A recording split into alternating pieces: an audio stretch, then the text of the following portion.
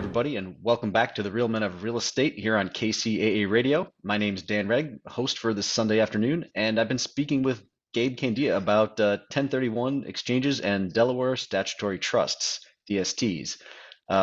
Admittedly, I didn't know a lot about DSTs going into this conversation, so that was truly fascinating. Thanks, Gabe. You're Um, not the only one, Dan. Trust me. well, I didn't realize they'd only been around since 2004. I kind of thought I just missed the boat. And they kind of had a light intro. Obviously not too far from there was the Great Recession, so it kind of sputtered into reality, and then it wasn't until kind of the mid teens that it started to really turn on and get more Interesting. acceptance in the investment world. Was there something that kind of kicked that, or was it just everybody getting comfortable? It has to grow. It's kind of a chicken and the egg problem. The sponsors have to create these DSTs, and then there has to be demand, obviously, to fill that DST. And so as we see more and more demand, we see more and more sponsors come to the market. We have to take that with a grain of salt with the ones who've been around for a while and treat their investors well versus the ones who are newer. Doesn't mean they're bad, but we just want to keep an eye on those ones and Right. see how they structure their deals, basically. Maybe smaller allocations to them and take some time to. Yeah, exactly. So we just want to, there's not a lot of track record there for some of them, but they have a good deal. At the end of the day, this is real estate. So I've been analyzing deals my whole career. So if they have, either good debt or no debt, and they have a good business plan, good market, et cetera, all that can really add to the value of a project. Okay, so there's just a lot going on, and it sounds like the market's really in a major growth phase still. Oh yeah, no, it is. Yeah. We're seeing new Okay. sponsors come out with more deals, because it's still, like I said, demographically, it's a lot of people are moving in this direction. Okay. How, I mean, in terms of just value, how big does a sponsor need to be before it makes sense for them to issue a DST opportunity? There's a wide range of sponsors. At the top end, there's billion-dollar companies, and they raise billions of dollars. I'm sure you've heard of a lot of different companies out there. I mean, I'm But thinking like Westfield. Yeah, Westfield or like a BlackRock or a Blackstone, Hmm. all those we don't those aren't actually DST sponsors, but those are the types of companies that put these together.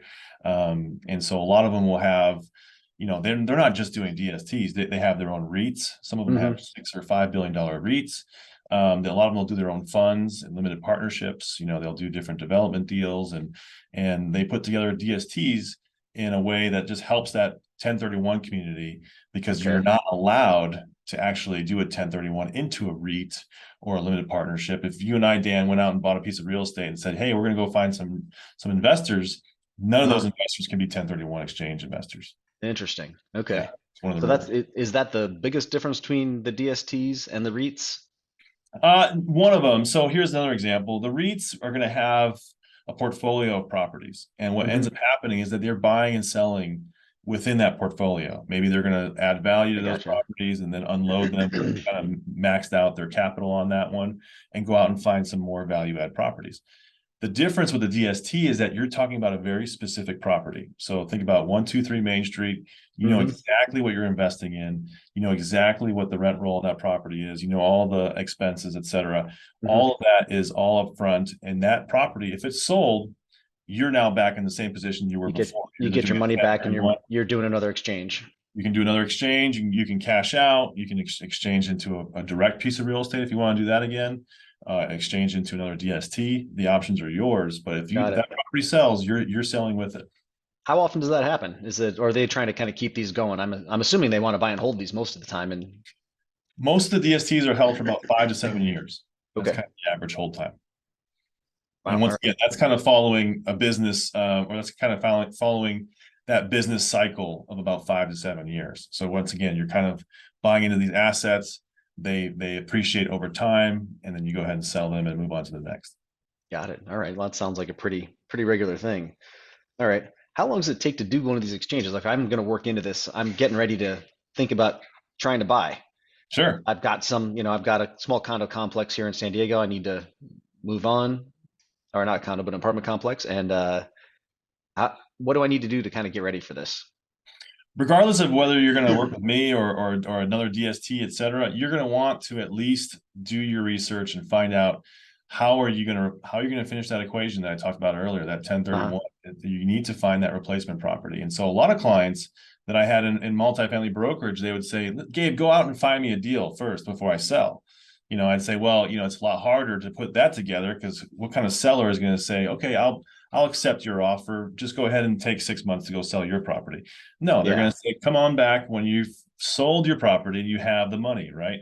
So it's easier said than done to go out and find sure. that next property. This way, you can at least go forward knowing you're going to have either a primary target or a backup target. I always tell my clients, listen, if you want to go out and buy direct real estate, you've got an idea of what you want to purchase, go for it. But just know that it's a very short timeline. The actual timeline is 45 days from the closing date of your down leg property or relinquished property to actually identify your next properties. And so that's not a lot of time to get No, through all the 45 days winter. is quick for physical real estate. Holy smokes. It's very quick. I Wow. mean, once again, the reality is that the sellers are not going to take you seriously unless you have some real money in the game. And so not until you sell, where you actually have that cash available and it's been taken out of that property, do you have to go and actually look for a property. It means putting offers on properties, getting offers Hmm. accepted. Right. Just those two things alone could take 1 or 2 weeks. Um, Easily. Easily. easily. Yeah. I'm imagining like a scenario where everything goes perfectly, right? Yeah, So for one to sure. 2 weeks of getting the offer accepted, another couple of weeks of due diligence, just getting people, over there, the physical inspector, the termite Right. inspector, all those guys. Yeah. Always a week, And and always then at what least a happens week if you away. find something? You get Right. if you do find a problem now. Now you got to get a contractor over there to figure out how to fix it, how much it's going to cost, and everything else. And then of course finish it off with financing. If you have to do financing, that's commercial properties, 45 days minimum, most likely Hmm. 60. So Hmm. there goes, you're past that point. So I always Right. ask the question is, what is your level of confidence at day 45? And if the seller hasn't signed the grant deed and put it in escrow, I would say the confidence level should still be fairly low, because there's a lot that can happen. And I've heard horror stories, but like the seller not signing the grant deed, that Oh kind of stuff. boy. Well, maybe we can get into that later. Right. And so, and in these days, you're lucky if you find one property to purchase, and that's a direct piece of real estate. So what happens is that the IRS allows you to have a number of ways to identify in your 1031. So one of the ways is with they call it the 3 property rule. So you can identify any 3 properties you want. One could be the entire Empire State Building if you want it to be. So you can identify any 3 properties. So if you only found one, you better fill those next 2 slots. And rather than putting your neighbor's house on the list, why don't you go ahead and put 2 DSTs, as a backup. Right. Real simple So insurance. real simple insurance. Yeah. The Okay. other way you can identify is with the 200% rule. You can identify as many properties as you want, more than 3, as long as you don't identify more than 200% of what you sold. So if you sold $1 million property, you can't identify more than 2 million worth of Got property. it. Okay. So that's a pretty good kind of do and don't of what you should do on that. And so, yeah, it's a stressful process. And so knowing that you have backups, knowing that you have an option even for boot, I'll mention boot real quick. Yeah. So in a What is 1030, that? What? so it's a terminology for a 1031 exchange. It's basically leftover money in an Hmm. exchange. So let's say you're in a $2 million exchange and you found the perfect property that you're going to purchase. The only problem is that it costs 1.5 million. So you have 500,000 left in your Hmm. exchange. Sounds like a What do you problem. do? It's a problem. What are you going to do with it? If you bought an investment property, 500,000, you might be lucky to find a condo or maybe a small house for that Hmm. amount. That's not necessarily the best investment in most cases. So at least for cash flow. So why not put that amount into a DST? It's a real easy, Sure. easy button solution That for that. that makes really good sense, actually. Yeah. Wow. Yeah. Yeah. I always tell people, think about DSTs as a primary target, as a backup solution, or for boot. Okay. And besides the obviousness of flexibility, what are the other general benefits of going with the DST option?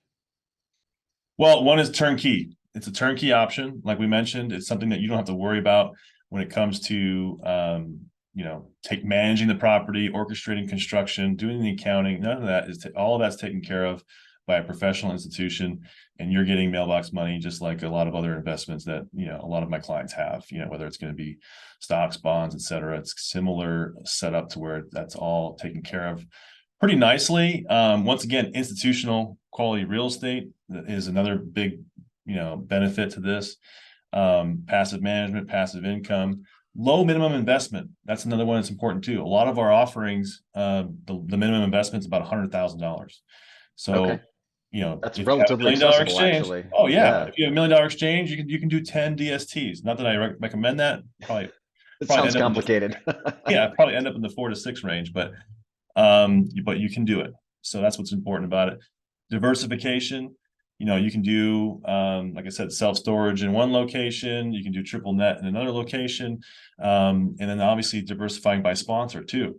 So, we talked about that before. Sponsors, Hmm. different sponsors adds a little more diversification. So that's even nice. The debt part is also very important. A lot of those 1031s, you have to replace the debt. And so you can do that pretty easily with a leveraged DST. The IRS does allow you to take your portion of the debt on that DST. So if it's 50% levered, you can check off that box that you have 50% leverage, which is Oh, really, wow. All right. That is really, really handy. yeah. Wow. And the last one is estate planning. When you go through a scenario for a lot of these clients, the big push for a 1031 is to hold on that equity in their estate and give it to their heirs. And so they Hmm. can give it to their heirs with a stepped up basis. And that's usually the biggest benefit for all 1031s and holding on to real estate at low cost basis. So, So it works its way into pretty much every facet of investing. I mean, anybody can do this at some point. oh, absolutely. Yeah. Absolutely. All right. Well, especially with 100,000 buy-in, if you've been investing for a while, that'll work. Yeah. Wow. Yeah, All right. That's a pretty fantastic option. it is. It is. Well, with that, we're going to have to take another break for some commercials here, folks. So thanks for listening here. Gabe, that's fantastic information. I really appreciate it. I'm looking forward to hearing some more. We'll get into maybe some case studies and a little bit about how to actually chase through one of these things next. So come back after these messages here on KCAA Radio. Talk to you guys all soon.